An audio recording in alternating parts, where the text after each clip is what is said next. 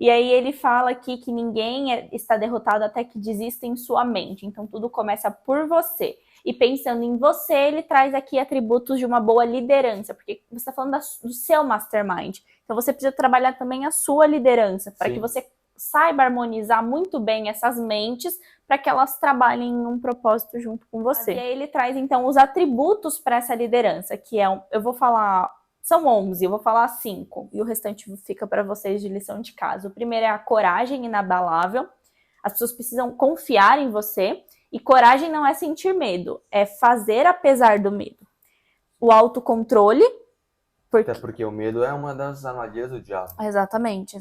O autocontrole, o agudo senso de justiça, que é um dos pilares que a gente já falou, inclusive.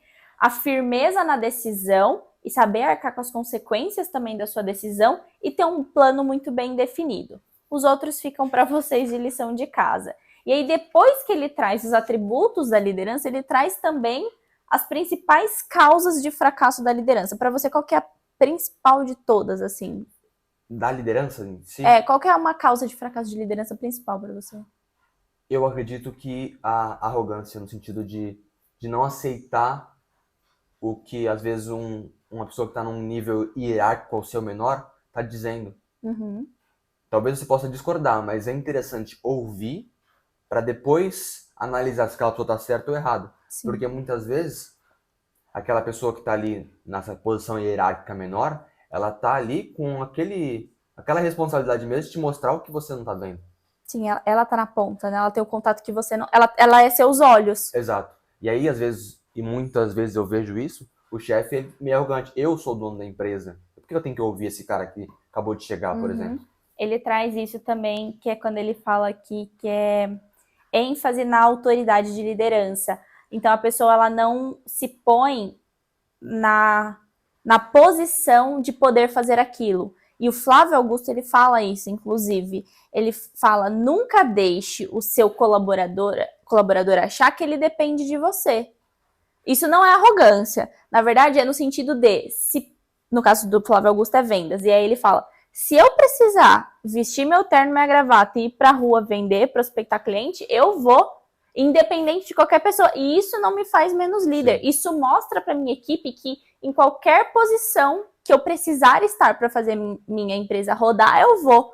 E aí, justamente, ele exemplifica até nesse podcast que ele falou isso, que se o vendedor dele acha que a empresa depende dele como vendedor, ele vai achar que ele é dono da empresa. E isso é um problema. Ele tem que saber que o chefe exerce a função dele, então que ele é substituível. Na verdade, todos são lá. Mas que ele é substituível ali, que ele não é o reizão que manda na empresa. Sim, e uma vez que ele entende que o chefe sabe vender tanto quanto ele, porque o chefe não é arrogante de pensar: eu sou chefe, eu não preciso fazer nada a menos que isso, não que isso seja menos, ele fala: eu quero me inspirar nesse cara, porque ele é chefe e ele ainda vende. Então você muda completamente a visão.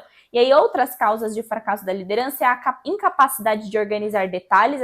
Às vezes a gente pensa que o detalhe não vai fazer diferença e ele causa um tremendo, sei lá, uma tremenda bagunça. É algo que eu tenho aprendido muito com o Joe, de se apegar aos detalhes. Tem detalhes que a gente pensa que não faz diferença, mas faz sim. Quando você soma vários, vira uma foto gigante, não apenas detalhes. Recusa em executar tarefas de cargos abaixo, desculpa, é esse aí que a gente estava falando. Expectativa de pagamento pelo que sabe e não pelo que faz com o que sabe. Ele até traz um complemento: o mundo não paga pelo que as pessoas sabem, mas paga pelo que elas fazem ou levam os outros a fazer. Medo da concorrência. O medo, ele por si só já é uma arma diabólica em qualquer lugar. Sim, que a gente... E esse medo da concorrência leva ao medo da pobreza. Também. Né? Leva ao medo da fome, enfim. E é um dos piores medos que tem. E é uma coisa que a gente até falou, não sei se foi nas 5 linguagens do amor, se foi no especialista em pessoas, que quando a gente olha para o outro, a gente perde o que a gente tem. Então, se a gente fica olhando demais para a concorrência, a gente está perdendo o tempo que a gente tinha para investir no nosso. Que é uma coisa do medo da concorrência. Falta de imaginação, egoísmo, descontrole, deslealdade. Eu não lembro. Foi no Sem Esforço. ênfase na autoridade da liderança e ênfase no título, aquela pessoa que só quer chegar na liderança por causa do título, sendo que quanto maior seu título ou maior o seu salário, maior serão suas responsabilidades. Então não se iluda com títulos.